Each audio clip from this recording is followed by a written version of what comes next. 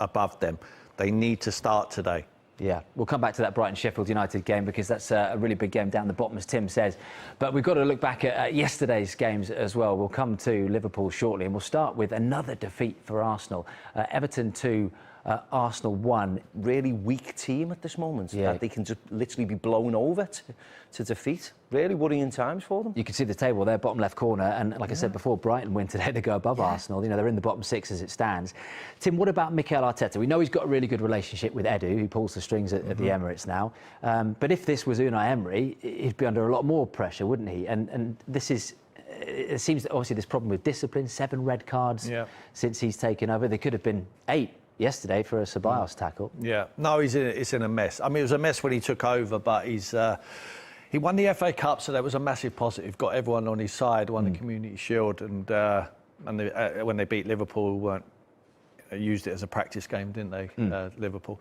Listen, he's picked up that. I think it was a false economy. I still think they need loads of players. Yeah. I think their recruitment's been poor. I think it's hard to say that Partey has been a success. He's played 2.5 games. Gabriel seems to let you down at every given moment because he's ill-disciplined.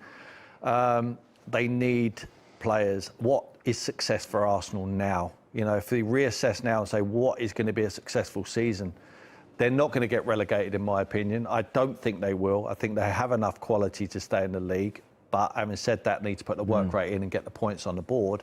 Domestic leaders still in. They're capable of winning the trophy. He's already proved that with the same squad.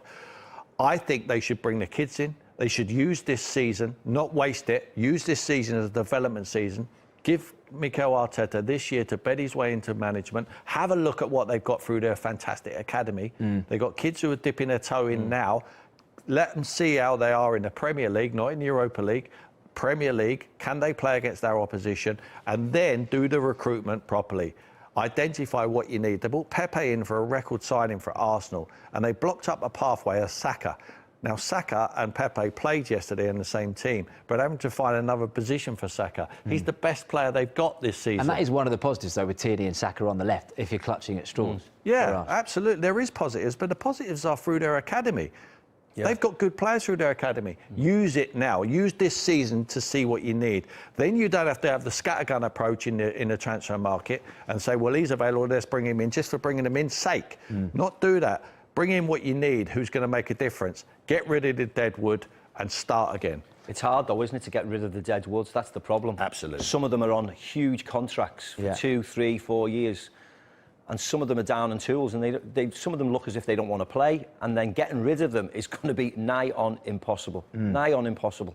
You know, when you've got the highest earner not playing and seemingly doesn't want to play, well, he says he wants to play, but behind the scenes is completely different. Other people will follow suit, and it's there's a lot of bad apples in there, isn't he? And they're going to have to sort it out. It's going to be a hell of a job because it's not as easy as people think just to get rid of him and get rid of him and get rid of him. They could be there for the foreseeable future. Tim says they're not going to be going down, but they're in a relegation scrap. There's no divine right to stay up. Alan Shearer thinks that, you know, he's not so sure that they could be at least in the mix to be in a relegation scrap. We've got Chelsea next on Boxing Day as well. The only reason they're not in the mix is because we've got teams marooned at the bottom, like with 1 point, getting the worst. You know, this year it looks as if the relegation points total will be as low as it's ever been. So I think that's the only reason that Arsenal will escape. But you know, you don't fancy them to beat Chelsea. You know, if they came up with a rejuvenated West Bromwich Albion team, you think Sam Allardyce would find a way to beat them.